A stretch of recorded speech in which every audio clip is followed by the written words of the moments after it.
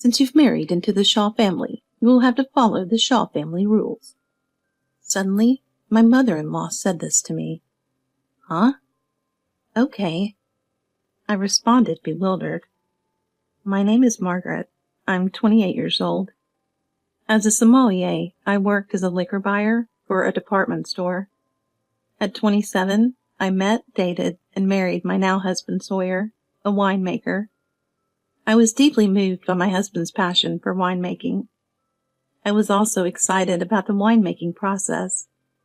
My husband told me he learned a lot from me about tasting and selling wine. We were truly in love.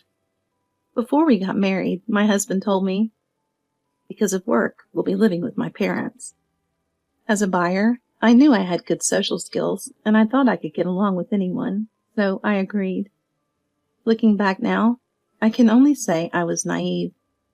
"You must not eat sourdough bread." My mother-in-law sternly warned me about this. It seems that if the yeast from the bread gets in, the wine will be ruined. I understood that. The strange part came afterward. "You must not walk in front of your husband. Walk 3 steps behind your husband. You must not walk in front of your mother-in-law either. Walk 5 steps behind me." What? I was puzzled by this. "It's only natural, considering this is the home of a distinguished winemaker. I have done the same myself." She laughed through her nose. "Do not walk in the same line as us. Walk 5 steps behind." She pointed backward with her chin. The busiest time for a winemaker is during winter. This is because the brewing of wine, which uses grapes, is usually done during the winter. During that time, my husband stays at the winery and doesn't come home. Then my mother-in-law said something even stranger. "When your husband is away, you, the daughter-in-law, should eat only plain food." With a thud, she placed a bowl of porridge in front of me. "Today's meal was salad, grilled chicken, and vegetable soup, right? That's fine for me and my son. But as a daughter-in-law, who was taken in by this family, you must mix all the leftovers with chicken stock to make porridge. You should only eat simple food and ensure leftovers don't leave our home. That is the duty of a daughter-in-law and the teaching of our family.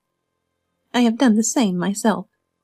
Upon closer inspection, there was spinach from the salad and chicken skin from the grilled chicken in the porridge. Yet cooking was my job. Even though I didn't have the right to eat it, I was forced to cook breakfast, lunch, and dinner. And my meal was porridge made from vegetable peels and cabbage cores. My mother-in-law and father-in-law silently ate the dishes I made, while I ate porridge. Days passed without any conversation. When the winemaking season ended, and my husband returned home in the spring, I was allowed to have normal meals again. "That's the tradition for a daughter-in-law taken into the family. I've done the same myself," she said. In spring, summer, and fall, I can eat relatively what I want. But in winter, it's porridge. Winter has come again this year. I was feeling down that December. My mother from back home came to visit for the first time. "How have you been?" She stayed at a nearby hotel and came to visit for a day. Seeing her face made me feel relieved somehow. "Let me treat you to some cake. I read in a guidebook about a place with beautiful and delicious Mont Blanc cakes," she said excitedly as we headed to the cake shop together. Suddenly my mother turned around. "Hey, why aren't you walking beside me?" "Because I had gotten into the habit of walking 5 steps behind. I can't walk beside you. I can't." I slowly began to talk about the rules at my husband's house. "What does this mean?" As she listened, my mother started to tremble, and wrinkles began to form on her forehead, making it clear she was getting angry. "I understand. Margaret, you've done well enduring all this. You're a strong girl." Then she said, "Come on, let's have some Mont Blanc cake. Sweet things for energy." Even in her 60s, my mom kept up with younger people by using Instagram. She took a picture of the cake and took a big bite. Delicious. We must come here again next time I visit." She laughed as she said that. Seeing her smile made me feel a bit stronger, too. 8 months later, I became pregnant and gave birth. I had been staying at the maternity hospital for a week, but it was finally time to return home. I had actually wanted to go back to my parents' home for the birth, but my husband had said, "My mom will be there, so it should be fine. Above all, I really want to be with the baby as soon as possible. Once winter comes, I won't be able to come home again." I also wanted to respond to my husband's wish. Winter is near. When that time comes, you'll have to stay at the winery and won't be able to see the baby. With that in mind, I wanted to let my husband spend a little time with this sweet little life. But it also meant seeing his mother again. That's tough. My steps were heavy as I returned from the maternity hospital. As soon as we got home, plans were made to introduce the baby to the relatives over the weekend. The incident happened on the very day the relatives gathered. A festive meal had been arranged. At lunchtime, the relatives gather in groups. As I was carrying the arranged meal to the guest room, my mother-in-law called me into the kitchen with a, "Hey, what is this?" She opened the refrigerator, showing me a package. "A treat for yourself? You've been in this house for several years now, and you still don't know your place." What my mother-in-law was holding was a half-pound of prime-grade beef. She suddenly threw the package of beef into the garbage bin. There was a rustling sound of plastic. Then she yelled loudly, "Prime-grade beef is too good for you. Just eat leftovers as usual. Know your place as a taken-in daughter-in-law." But I timidly said, "That isn't mine." "What?" She frowned. It would soon be revealed whose it was. At noon, the relatives gathered around the baby and ate the celebratory meal. They all said things like, "Thank you for your hard work," and "Congratulations on the baby's birth." During the gathering, someone called out to me from a distance, "Margaret?" It was my mother. She called out while talking to a relative seating farthest from her, causing everyone to notice. "Sorry, I knew what was in the celebratory meal beforehand, but you know I'm allergic to fish, right?" I blinked in surprise. Is my mom allergic to fish? I've never heard that before. But my mother continued, "That's why I put the prime-grade beef in the fridge. I want to eat that instead, so please bring it out." As I hesitated, my mother-in-law burst out, "I'm sorry. We're currently out of prime-grade beef." "Out of it? What do you mean? This isn't a store. I put it in the fridge this morning. I was hoping Margaret would cook it for me. I can't eat the fish, you know." Wow, Mom. She's truly a force to be reckoned with. She didn't just listen to my complaints at the cake shop. She had been planning her counterattack since then. I love you, Mom. I love you so much. Watching from the side, I felt a rush of satisfaction. I put it in there today, didn't I? Why isn't it there? Hey, why? My mother persistently asked. "Well, that's, I could see my mother-in-law sweating even from the back of her head. "So let's figure out later why the prime-grade beef disappeared. It's like a game of who stole it, isn't it? Let's take our time to find it, since it was quite expensive." It was as if she was saying we would wait for someone to confess. The missing prime-grade beef. The whole family was now paying attention. Amidst this, my mother suddenly changed the topic. "Well, we are a close family after all. There's no need to prepare anything special. Margaret, just serve what you normally eat." "Wait a minute." My mother-in-law's face twitched. My mother waved her hand dismissively, saying there was no need for concern. "No, it's fine.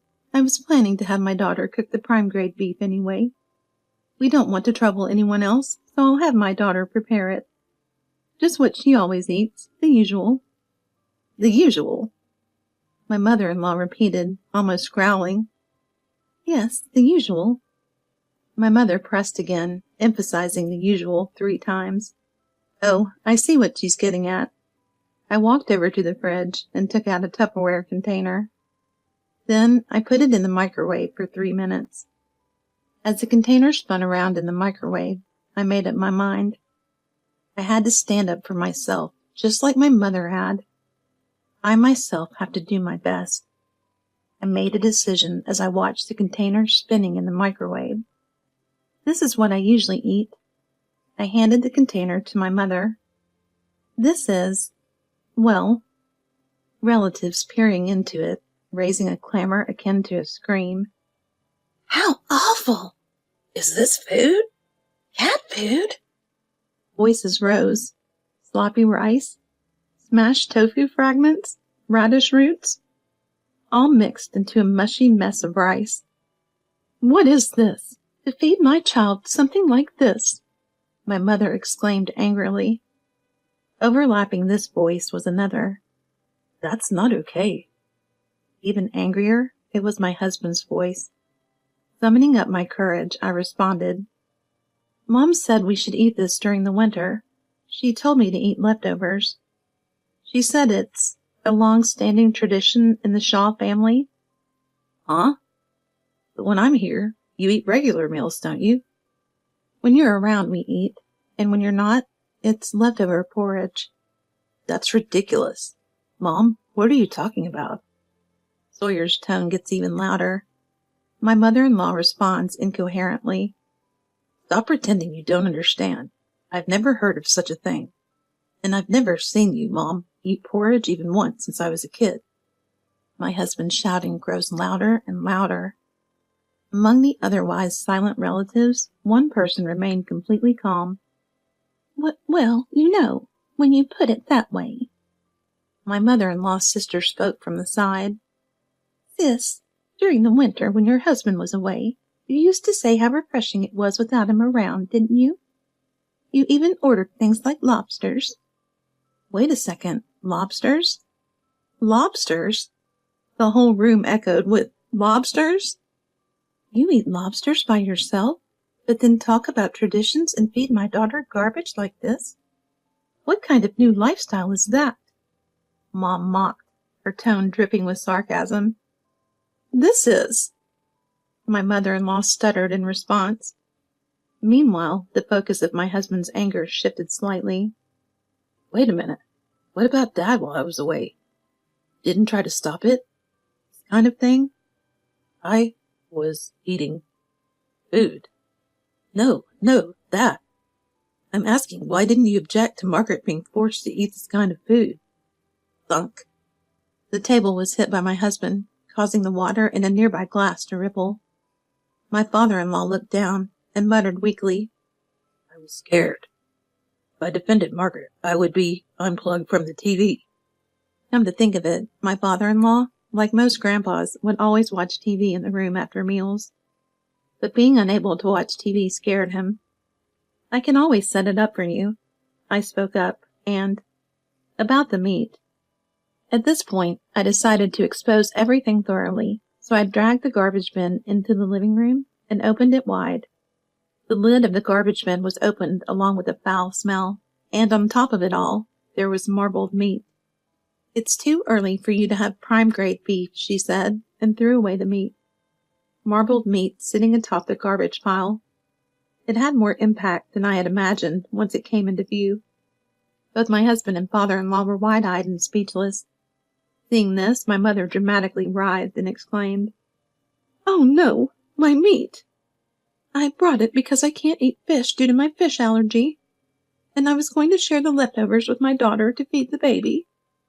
My mother also feels empty. She deliberately collapsed in tears. Or rather, she pretended to break down in tears. That's terrible! The relatives screamed when they saw the smelly trash and expensive beef thrown together, feeling sorry for the daughter-in-law who was often mistreated. Wait a minute. In that case, then it'll seem like I'm bullying my daughter-in-law. My mother-in-law shouted and stepped forward in front of the relatives. At that moment, I raised my voice. Mom, you're walking more than 5 steps ahead of Dad.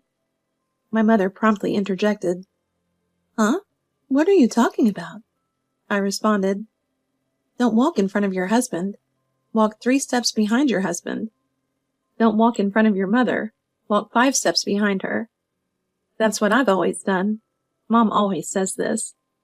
That's because it's tradition. My husband now came forward. No. That can't be a tradition. Sawyer raised his voice. But Mom, didn't you always make Dad carry the groceries when you went shopping? He was usually the one walking 3 steps behind you, Mom, wasn't he? As if remembering, everyone nodded in agreement. Even the souvenirs. It was always your husband who ended up carrying them. Whispers like these were heard here and there. It seems the arrogant behavior of my mother-in-law was quite famous even among the relatives. So does that mean you've been setting up new rules quite a lot in the Shaw household? My mom stood up abruptly in front of my mother-in-law. Well, what's wrong with that? My mother-in-law retorted confidently to my mom. Is this what you call bluffing? My mother-in-law continued speaking. After all, since we took in Margaret as a daughter-in-law, she should follow my lead. Huh. My mother interrupted with a sharp tone. I never once said give her away as a bride. I said, I've decided to unite the two of them. The idea of giving and receiving brides is so outdated in this era of gender equality. With that forceful statement, my mother-in-law recoiled. It seemed clear that she was in the wrong. The atmosphere among the relatives shifted, with no one seeming to support my mother-in-law. In the midst of this, my husband spoke. He seemed to have regained some composure.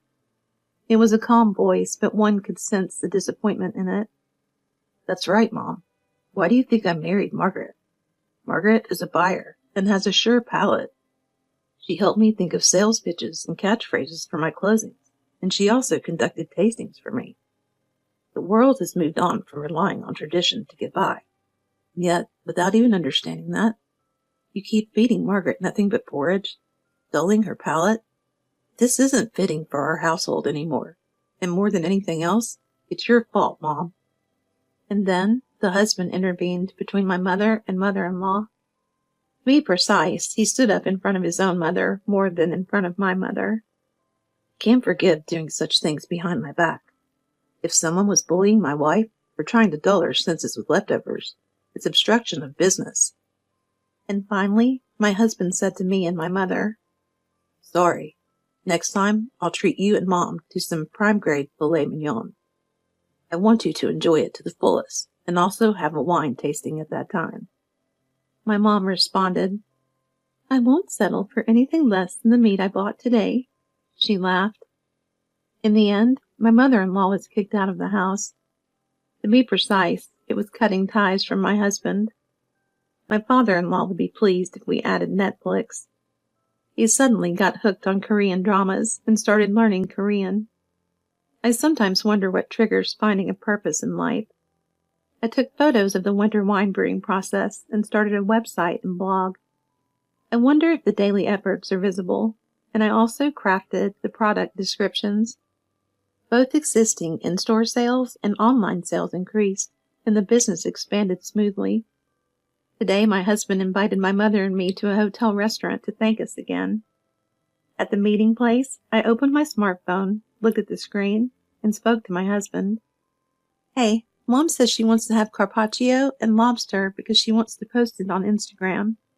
My husband burst out laughing. I thought your mom was allergic to fish. And lobsters, huh? Too funny. I have a stomach ache. I burst out laughing, too, at the meeting point.